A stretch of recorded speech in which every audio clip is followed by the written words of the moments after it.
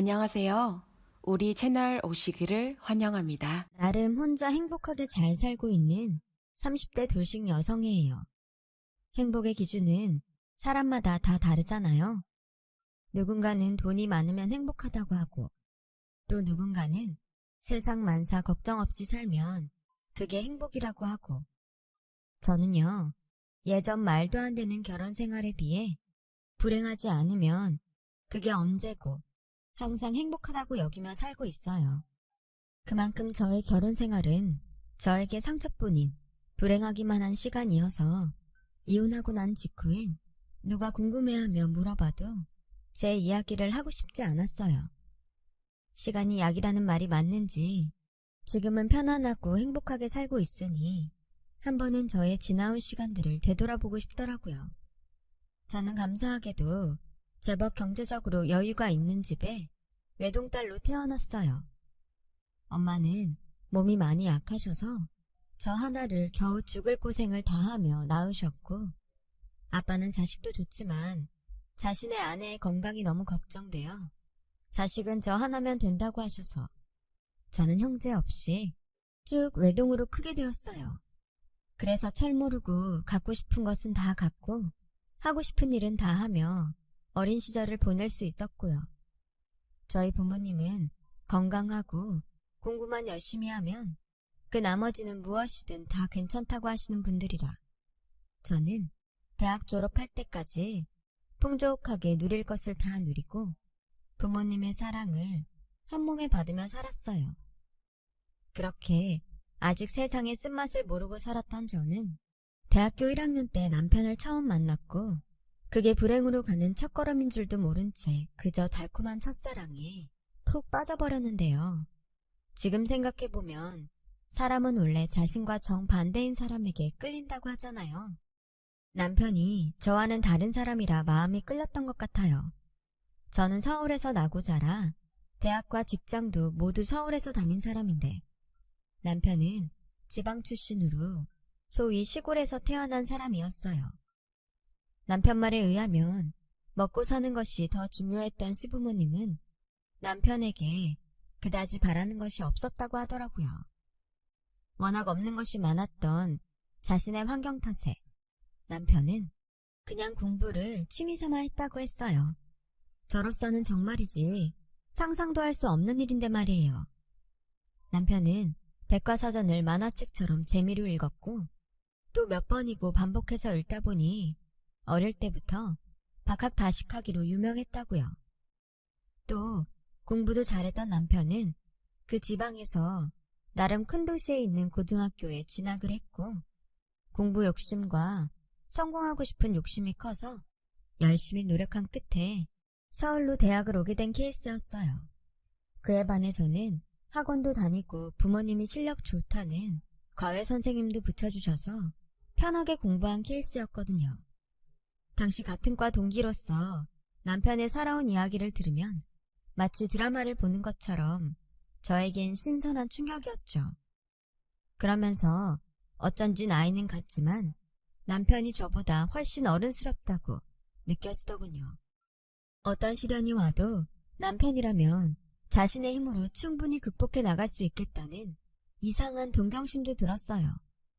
게다가 남편은 그 특유의 순박함이 있었는데요. 외모가 꽤나 훌륭했기 때문에 주변에 그걸 또 매력이라며 좋아하는 여자 동기들이 많았죠. 남편이 인기가 많다 보니 어쩐지 거리감이 느껴졌어요. 먼저 저에게 호감을 느끼며 다가와 저희는 학교에서 유명한 캠퍼스 커플이 되었어요. 나중에 남편에게 그 좋다는 여자들을 마다하고 저를 좋아하게 된 계기를 물어본 적이 있었는데요. 남편은 저에게 수줍은 미소를 보이며 이렇게 말하더군요. 자기는 어쩐지 고생이라고는 하나도 모르는 애기씨 같았어. 난 하도 혼자 고생을 해서 그런지 깍쟁이 같은 자기가 좋더라. 저는 남편의 말이 처음엔 이해가 가지 않았어요. 그래서 칭찬인지 욕인지 모르겠다고 했죠. 어쨌든 남편 역시 자신과 정반대인 저에게 끌려 호감을 갖게 된 것쯤으로 이해했어요. 그렇게 저희는 대학교 2학년 때까지 캠퍼스 커플로 사귀었고 남편이 군대에 갔을 때도 저는 고무신을 거꾸로 신지 않고 남편을 기다렸어요.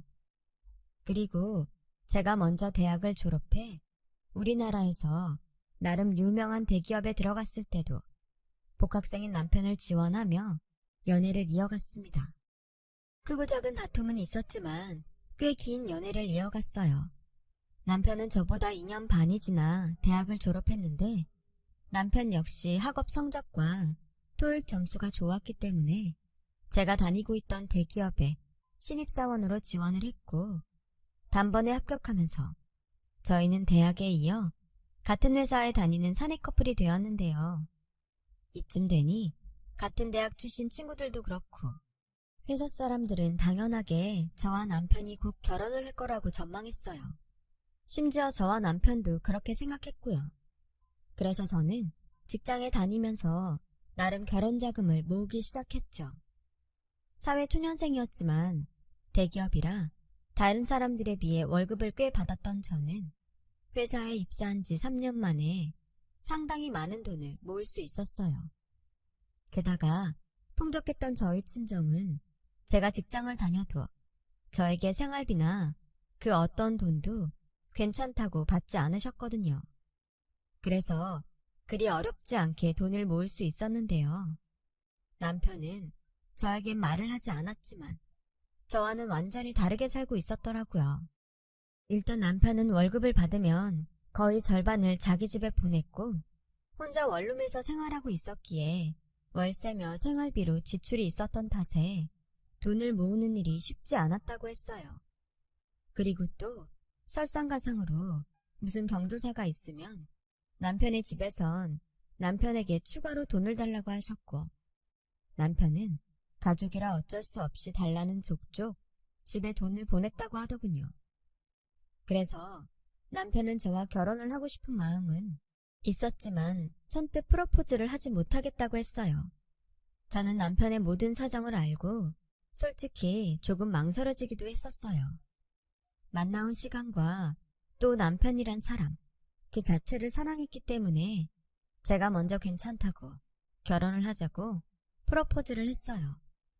남편의 집에선 저희 친정이 경제적으로 여유가 있고 제가 남편과 같은 대학에 같은 직장에 다니고 있으니 반대할 이유가 없다며 그야말로 두 팔 벌려 저를 며느리로 대환영해 주셨는데 저희 친정 부모님은 선뜻 남편을 사위로 받아주기가 쉽지 않은지 망설이는 눈치였죠. 하지만 끝내 당신들의 딸이 좋다는 사람을 끝까지 반대하지 못하셔서 저희 부모님은 감사하고 또 죄송하게도 힘든 남편의 처지를 배려해 신혼집까지 대신 마련해 주시며 저희의 결혼을 도와주셨어요. 나는 많은 걸 바라지 않네. 자네가 우리 혜진이 아껴주고 위해주고 살면 그걸로 돼. 할 수 있겠나? 물론이죠, 아버님. 저에게 혜진이 넘치게 과분한 사람이에요. 이런 딸을 부족한 저한테 보내주시는 건데 제가 당연히 평생 아끼고 사랑해야죠. 저 믿어주세요, 아버님. 그리고 장모님. 제가 아들 같은 든든한 사위가 되겠습니다. 저 정말 잘할게요.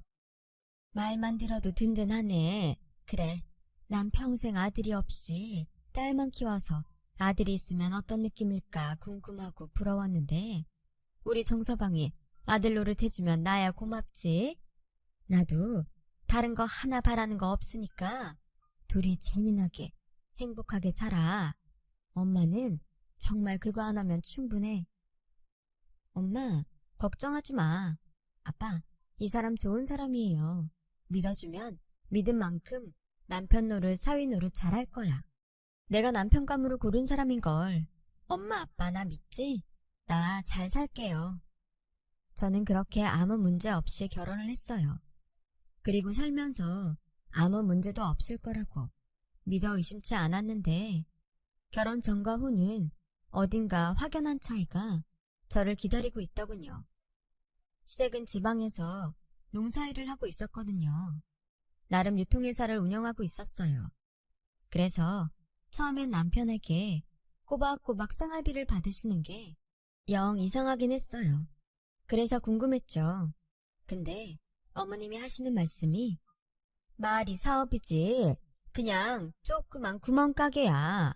손해 안 보면 다행이라니까. 그래서 준식이가 보내던 돈은 계속 보내줬으면 좋겠는데.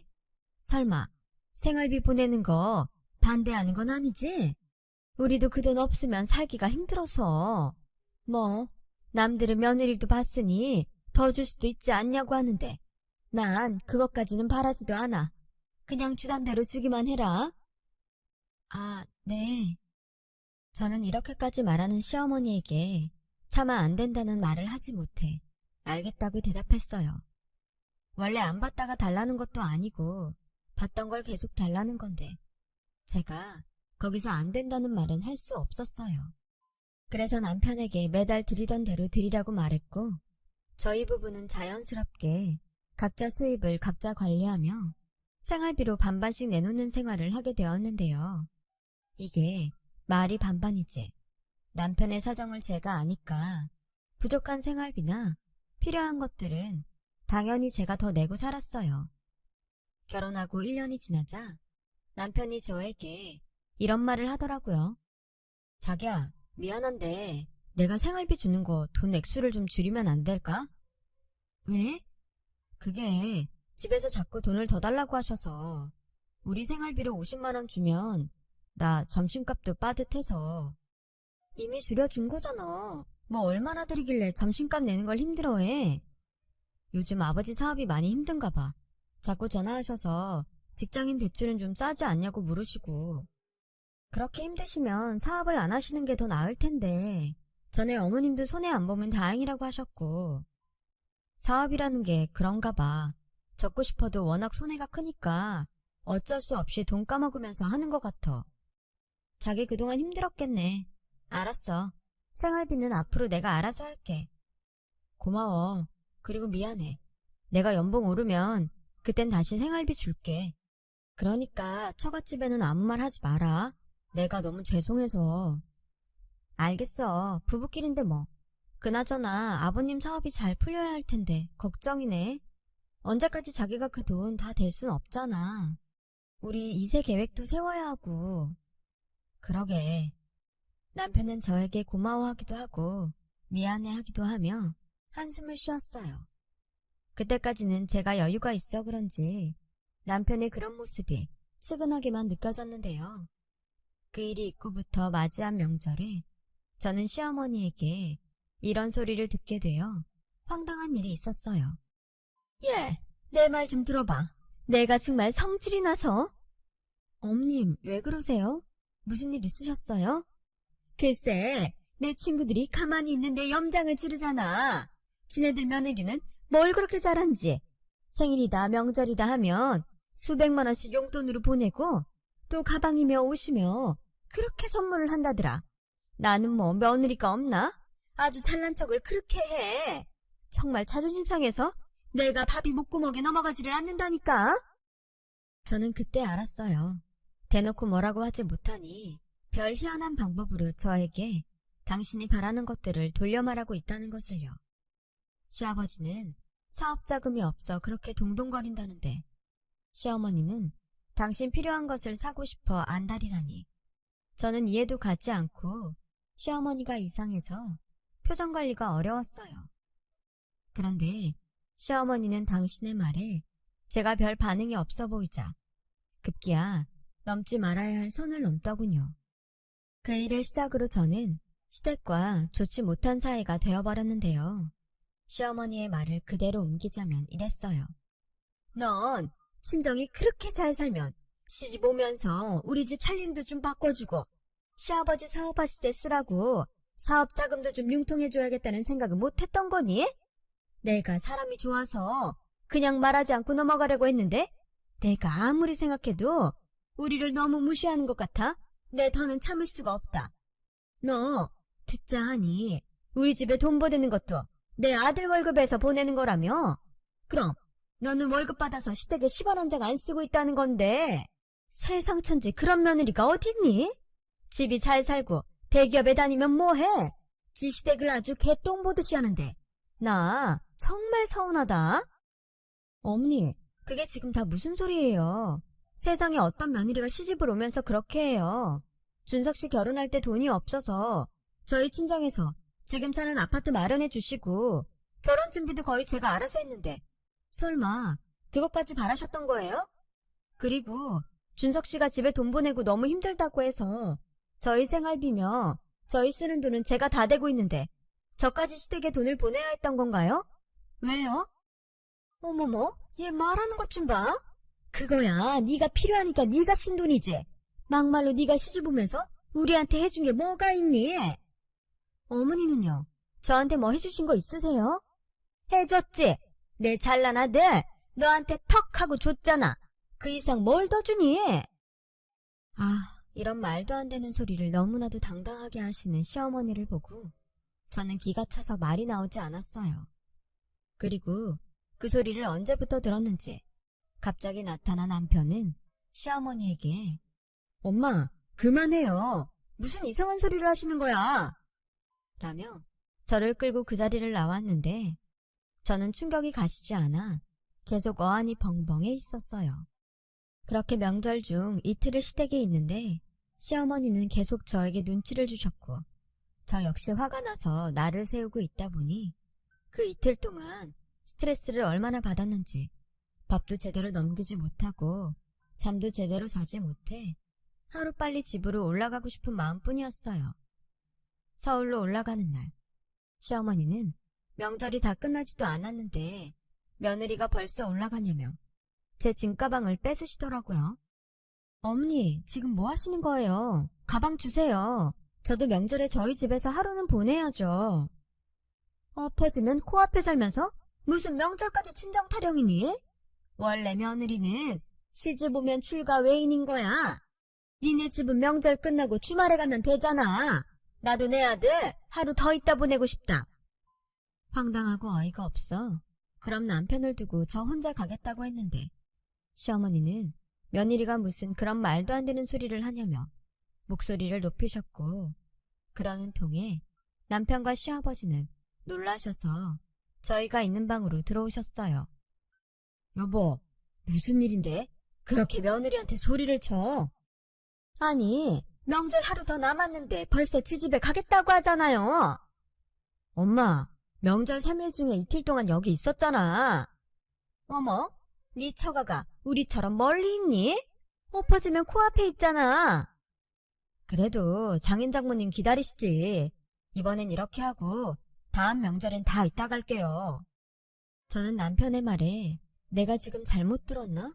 하는 생각을 했고 남편은 자신의 부모 앞에서 쩔쩔매며 제 눈치를 보는데 그때 남편에게 저는 처음으로 실망을 하게 되었어요. 그래서 겨우 올라가는 차 안에서 아까 왜 그렇게 말했는지 물어보게 되었는데 남편은 운전하면서 한숨을 쉬더니 이렇게 말을 하더군요. 그만하자. 우리 엄마가 원래 좀 감정적인 사람이야. 그리고 자식하고 떨어져 지내니까 하루라도 더 같이 있고 싶어 하는 거고. 그래서 뭐? 정말 다음부터는 명절 연휴 동안 시댁에 있자고? 그게 어려운 일인 거야. 처갓집이야 가까이 있으니 명절 전이나 후나 찾아뵈면 되잖아. 그럼 우리 엄마 아빠는 명절 동안 자식 얼굴도 못 보고 자식 없는 사람들처럼 그렇게 연휴를 보내야 한다는 거야? 평생? 뭘 또 그렇게 흥분을 해. 평상시에 잘하면 되잖아. 그리고 솔직히 나 자기가 우리 엄마한테 하는 행동 보고 좀 실망했어. 우리 엄마가 좀 말을 감정적으로 해도 그렇지 며느리가 어떻게 그래? 그럼 뭐? 말도 안 되는 소리 하시는데 거기서 네 이러고 있어야 해?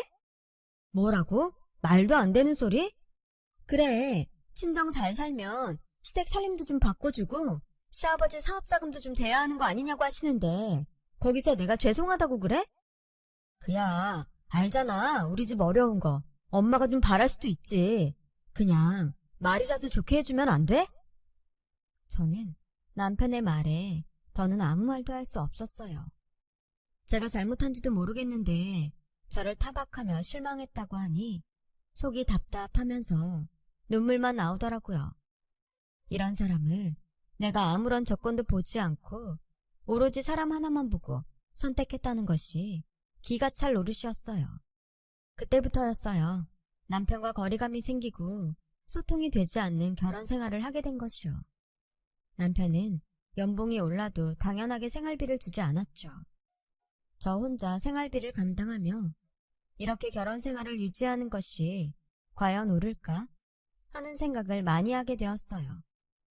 너무 속상한 나머지 친정엄마가 마음 아플 거라는 것을 망각하고 하소연하는 날도 많았는데, 그러던 어느 날 엄마의 표정이 제가 하소연을 할 수 없을 정도로 어두워 있었던 적이 있었어요. 엄마, 어디 불편해? 안색이 너무 안 좋다. 아니야. 그래서 오늘도 정서방이랑 한마디도 안 했어? 그렇지 뭐. 자기는 자기대로 뭐가 불만이고 서운한지 삐쳐있는데 막말로 생활비 한 푼도 내놓지 못하면서 자기가 무슨 불만이 있고 서운해? 안 그래 엄마? 나 그냥 이렇게 살 바에는 그냥 이혼할까? 뭐? 이혼이란 말이 그렇게 쉽게 나오면 안 되지. 너 속상한 거 아는데 결혼은 책임감도 따르는 거야. 그러지 말고 정서방이랑 얘기를 좀 해봐. 네가 잘 살아야 아빠가 힘을 내지. 뭐? 그게 무슨 소리야? 아빠 왜? 요즘 힘들어? 그게... 친정엄마는 차마 입이 떨어지지 않는지 한참이나 망설였어요. 하지만 저는 엄마의 그런 모습에 불안했죠. 걱정도 돼서 무슨 일이냐고 계속 캐물었고, 엄마는 하는 수 없이 저에게 이야기를 꺼내 놓으시는데 저는 그만 물컥 눈물이 나오고 말았어요. 네 아빠가 췌장암이래. 상태가 많이 안 좋아. 얼마 전에 수술했어. 나한테는 아무 말 안 했잖아. 정말이야? 거짓말이지? 거짓말이라고 해 제발. 엄마도 거짓말이면 좋겠다. 근데 네 아빠가 너한테는 말하지 말자고 했어. 아픈 모습 너한테 보이고 싶지도 않고 네가 요즘 정서방이랑 사이도 좋지 않아 해서 아빠가 신경 쓰는 눈치야. 그러니까 이혼한다는 소리 하지 말고 네가 먼저 정서방 좀 잘 달래봐. 아빠가 너 잘 사는 모습을 봐야 힘을 내지. 수술은 언제 했는데? 의사가 뭐래? 발견을 너무 늦게 했고 전이도 이미 시작돼서 예후가 그렇게 좋지 않은가 봐. 어떡하니? 엄마는 네 아빠 없이는 못 사는데 정말 모든 게 거짓말이었으면 좋겠다. 엄마는 참았던 눈물을 그칠 수 없어서 한참을 우셨어요. 저도 갑작스러운 아빠의 소식에 마음이 무너져 한참을 울었고, 그렇게 엄마와 저는 한참을 울었는데 남편은 저희 아버지의 췌장암 소식에 그저 잠시 놀라는 얼굴일 뿐 별 말을 하지 않더군요. 그런데 며칠 후 남편에게 저희 친정아빠의 이야기를 들었는지 시어머니에게 전화가 걸려왔어요. 처음엔 위로의 말을 하려고 전화를 거신 줄 알았는데 계속 듣고 있자니 어딘가 이상한 기분이 들기 시작하더군요. 그래서 니네 아버지는 얼마나 사신대니? 주변에서 췌장암은 다들 얼마 못 살고 죽는다고 하던데 네 엄마 이제 남편도 없이 어떡하냐? 저는 제 마음이 그래서인지 모르지만 시어머니가 이 상황을 즐기는 것처럼 들렸어요. 기분이 나빠진 저는 일이 있다고 급히 전화를 끊었는데요. 그날 저녁 남편이 퇴근하고 들어와서 한다는 소리가 참 어이가 없더군요. 오늘 우리 엄마가 자기한테 전화했었지? 엄마는 걱정돼서 전화하신 건데 자기는 그런 우리 엄마 성의도 무시하고 정말 뭐냐? 뭐냐고? 걱정돼서 전화하신 분이 우리 아빠 얼마나 사시냐고 물어봐? 우리 엄마한테 남편 없어서 어떡하냐고 하시더라. 근데 거기다 내가 뭐라고 해? 자기는 왜 자기 엄마 편만 드니? 지금 내 심정이 어떨지 생각은 해봤어? 우리 아빠가 자기 결혼할 때 뭐라고 했는지 벌써 잊은 거야? 아이씨, 나도 그때 자존심 엄청 상했어. 빈털터리 같은 비참한 기분이었다고. 어차피 사람은 다 죽어. 아버님 연세가 그렇게 젊은 연세도 아니시잖아. 빈털터리 맞았잖아. 꼭 능력도 없는 것들이 지 자존심은 있어서. 그래, 우리 아빠 그런 말 좀 했다 치자. 넌 그때 네가 못나서 더 삐딱하게 들린 거야. 지금도 그렇지만. 자기 딸 잘 부탁하는 아빠 마음은 당연한 거 아니야? 어느 부모가 너 같은 상황을 보고 쌍수 들고 환영하냐? 우리 아빠가 누구처럼 너한테 돈을 바랬어? 나 잘 챙기라는 거였잖아. 남편은 그렇게 말하고 저희 아빠 병문안을 딱 한 번 갔는데요. 저는 그때부터 남편에 대해 어떤 기대도 하지 않게 되었죠. 오로지 저희 부모님을 챙기는 일에만 몰두하며 시간을 보냈습니다. 세상은 야속하게도 그 어떤 희망도 주지 않고 어떤 기적도 일어나지 않은 채 저희 아빠를 하늘로 데려가 버렸어요. 저는 그때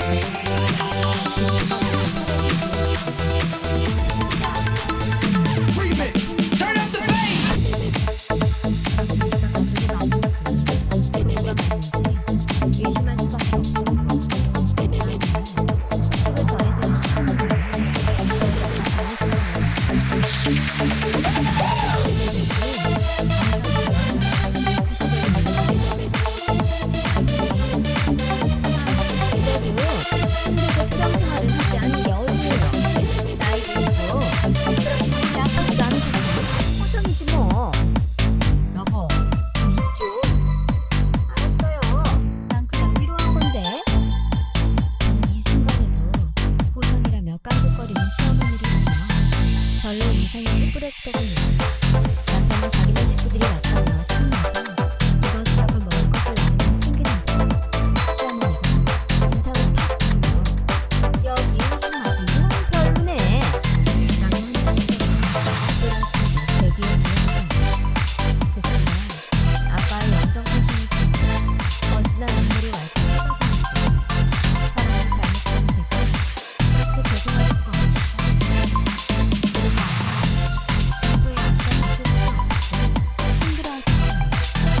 이러다 엄마까지 잘못되는 것이 아닐까.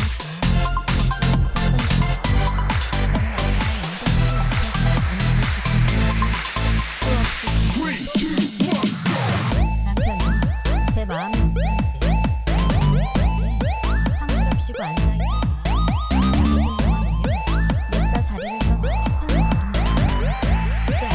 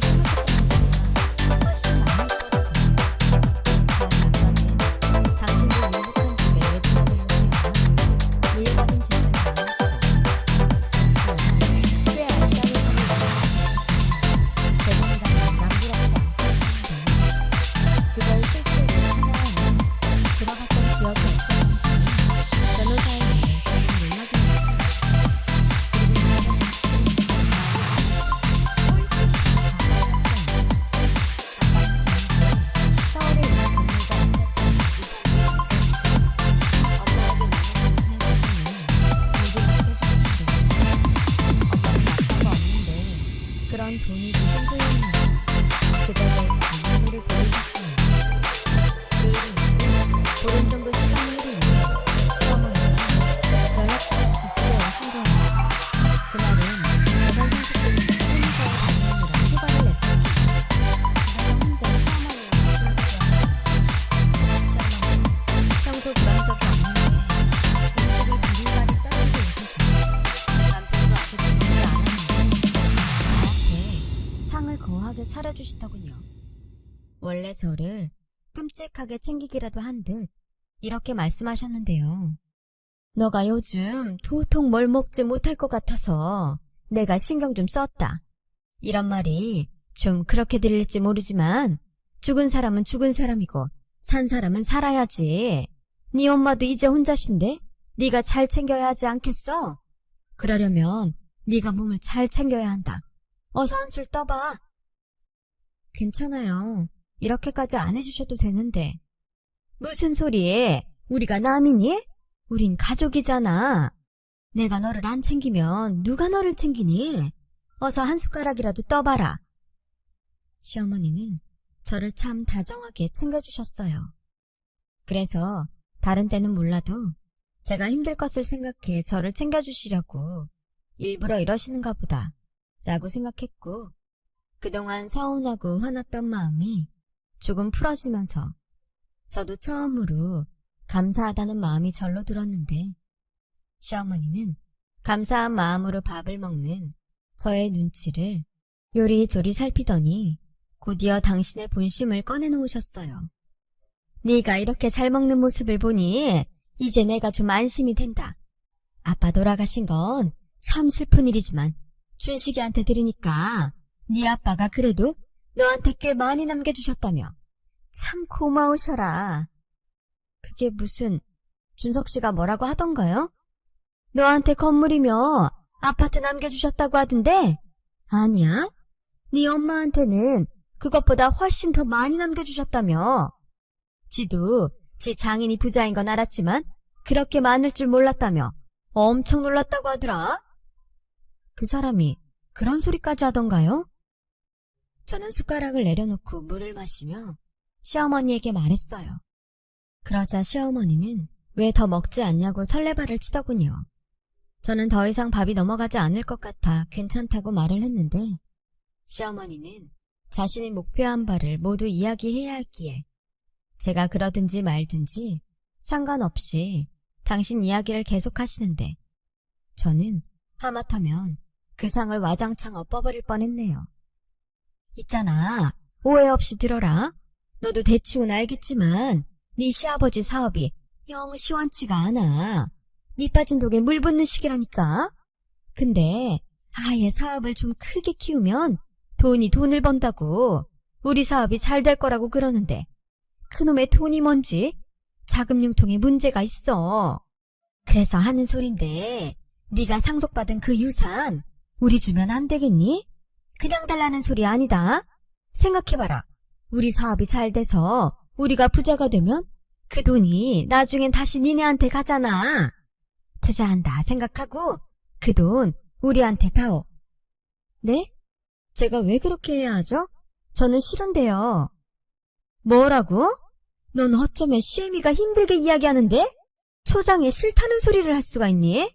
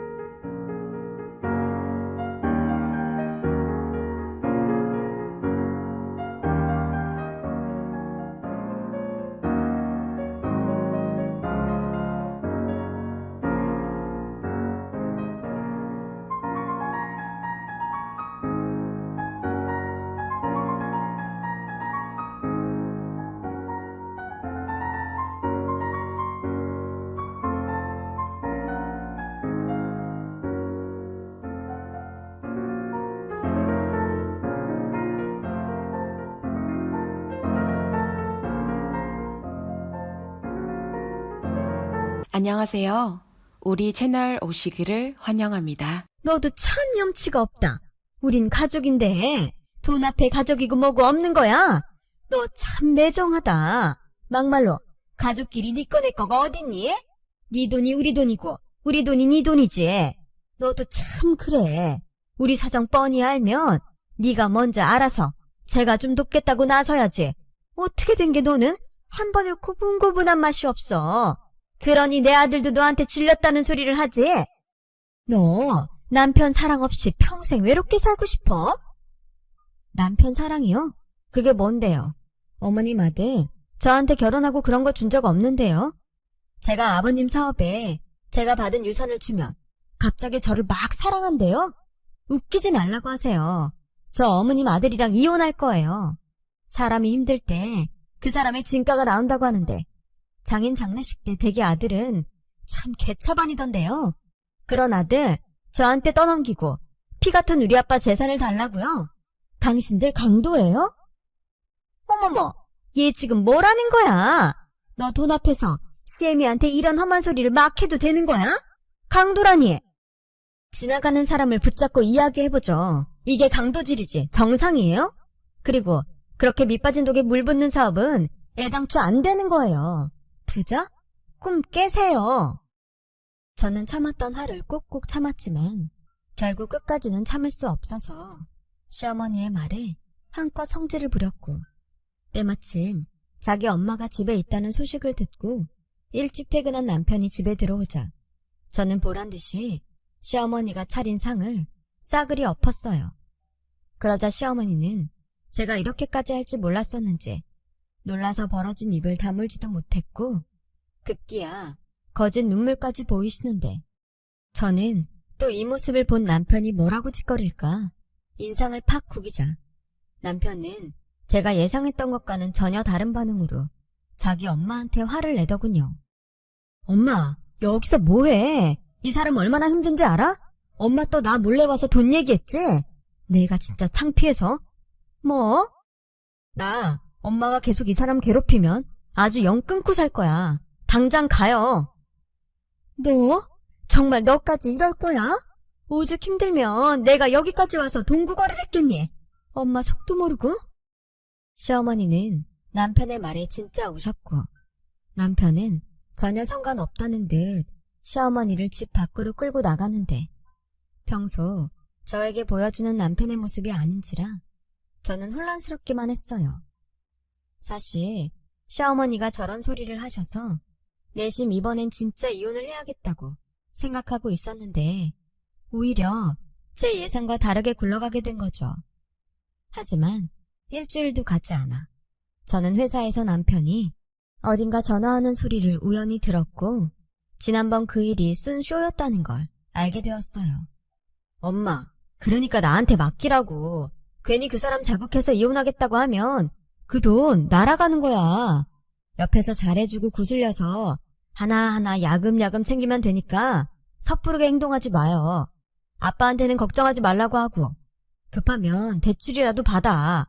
그 사람 유산으로 한꺼번에 갚아버리면 되니까. 저는 그제야 남편이 갑자기 태도를 바꾼 이유를 알았어요. 이 말도 안 되는 수작에 놀아나는 것이 싫어서 그 길로 변호사를 찾아가 이혼 소송을 준비했죠. 어차피 저렇게까지 쇼를 하는 사람이 순순하게 이혼을 해줄 일은 없을 거고 소송이 빠르겠다고 생각했죠.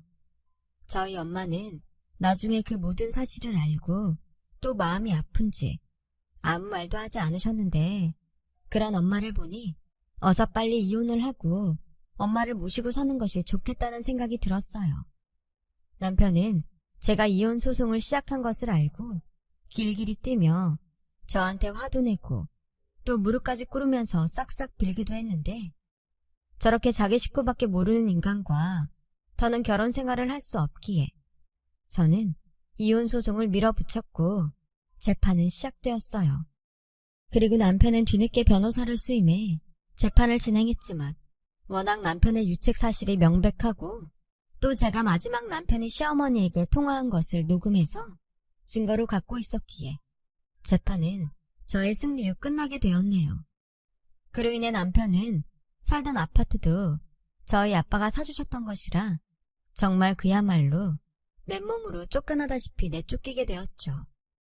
회사에서도 워낙 저희 이혼이 이슈였던지라 그 소문이 다 퍼져서 그 자존심 강한 남편은 버티지 못하고 회사를 그만뒀어요. 시부모님은 두 분이 동시에 저희 아빠 유산을 생각하고 풀로 대출을 땡겨와 본인 사업에 투자하는 바람에 빚더미에 앉은 것은 물론이고 사업도 부도가 나버렸는데 한동안 시어머니는 저에게 전화를 하셔서 모든 것이 저 때문이라며 악다구니를 하는 날도 있었어요. 저는 그럴 때면 오히려 큰 소리로 시어머니에게 저기요, 이거 녹음하고 있고요. 그게 왜 저 때문인가요? 본인들이 남의 것에 눈독 들이다 그렇게 된 거죠. 어디 법으로 더 끝까지 가볼까요? 라고 더 큰 악다구니를 치니 시어머니는 저의 엄포에 전화를 뚝 끊으시고는 그 뒤로는 그 어떤 연락도 하지 않으셨어요. 그리고 저는 이혼을 준비하면서부터 쭉 친정 엄마와 함께 살았는데요. 2년 전 엄마가 이젠 서울이 아닌 시골에서 자연과 함께 살고 싶다고 하셔서 함께 귀촌을 알아보고 있던 중 때마침 엄마에게 이야기를 들은 제주도에 사는 이모가 저까지 올 필요 없고 엄마를 제주도에 살게 하면 어떻겠냐고 하셔서 지금은 엄마와 떨어져 지내고 있어요. 다행히 엄마는 제주 생활이 잘 맞는지 예전에 밝았던 모습으로 돌아오셨죠. 많이 웃고 작은 것에도 행복을 느끼며 살고 계세요. 그리고 저와 통화를 하실 때면 꼭 이 말을 하시는데 혜진아, 인생이 참 짧다. 괜한 일에 열내지 말고 하고 싶은 일에 망설이지 마.